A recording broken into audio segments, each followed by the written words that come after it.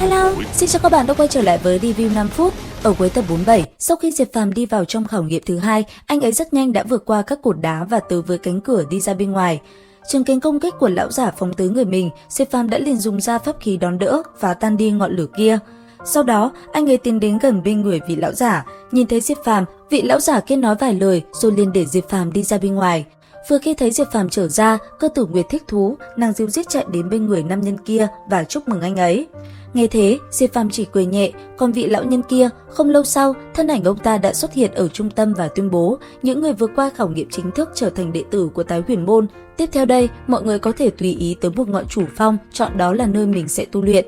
Nghe vậy, Cơ Tử Nguyệt thích thú, nàng liền nói Diệp Phàm cùng đi. Cứ thế, cáo từ Lý Tiểu Mạn, hai người cũng liền rời khỏi nơi này. Không lâu sau, tận một ngọn núi nhỏ có một nơi gọi là Triết Phong tọa lạc, hình bóng của Diệp Phàm và Cơ Tử Nguyệt rất nhanh đã xuất hiện. Trên đường đi lên đó, Cơ Tử Nguyệt rất nhanh đã giải thích cho Diệp Phàm biết thông tin về nơi này.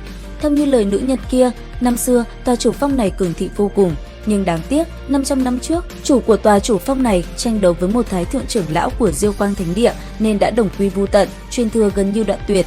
Thế nhưng, cho dù là như vậy, sớm muộn gì tòa chủ phong này cũng có một ngày hưng thịnh, kinh thư tự hiện, truyền thừa lần thứ hai sẽ mở ra. Đặc biệt hơn, truyền thừa của ngọn núi này là một loại tiên thuật. Loại tiên thuật này nếu có thể tu luyện, sau khi sử dụng có thể làm cho chiến lược của con người tăng lên mấy lần, thậm chí mấy chục lần. Nó làm cho tất cả thánh địa và thái cổ thế gia đều đỏ mắt.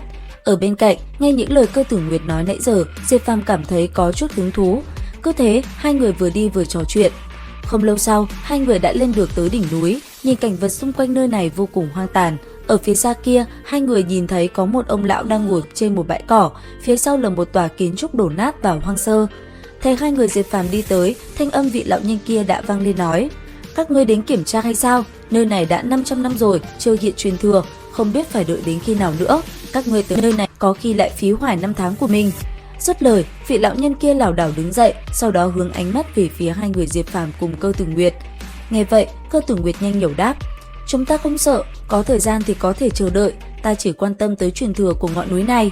Còn bên cạnh, Diệp Phàm cũng nhanh chóng khom người hành lễ trước vị lão nhân kia. Thế nhưng, vị lão nhân kia vẫn uể oải chẳng muốn nhận đệ tử chút nào. Bởi vậy, Cơ Tử Nguyệt liền nhõng nhẽo kéo cánh tay vị lão nhân kia và lay mạnh. Sau một hồi, thấy hai người trẻ tuổi nhiệt huyết, vị lão nhân mỉm cười nói: "Các ngươi nhất định đã biết, truyền thừa của ngọn núi này chính là một trong cửu bí theo truyền thuyết. Hy vọng các ngươi có thể có thu hoạch." Thấy vị lão nhân kia nói như vậy, Diệp Phàm liền đáp: "Tiền bối, người muốn tiến hành kiểm tra như thế nào?" "Thật ra, không cần khảo nghiệm, đã rất nhiều năm không có người tới đây, các ngươi nếu như muốn ở lại thì tất cả đều qua cửa ải." Nghe thế, Cơ Tử Nguyệt lại lém lỉnh đáp: "Lý tiền bối, nếu đã tới đây rồi thì chúng ta cũng nên theo quy củ mà tiến hành khảo nghiệm." "Được rồi, nếu các ngươi muốn, ta sẽ cho các ngươi khảo nghiệm." Dứt lời, ông liền dẫn Diệp Phàm cùng Cơ Tử Nguyệt tới một nơi trên đỉnh núi. Nhìn qua, nơi này tựa như một vách đá dựng đứng, cảnh tượng nhìn qua có chút chênh vênh. Bởi thế, ánh mắt Diệp Phàm cùng Cơ Tử Nguyệt có chút tò mò, không biết khảo nghiệm mà vị lão nhân kia đưa ra là gì. Thế nhưng, ngay khi hai người còn chưa khảo nghiệm, phía xa đã có một đám người đi tới. Thì ra, đây là đám người của tòa chủ phong bên cạnh.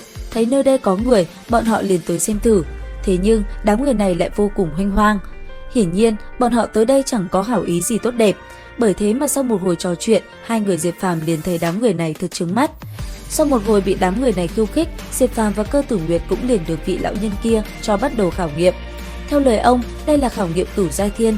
Lời nói vừa dứt, phía trước ông, 9 bậc thang cũng liền xuất hiện.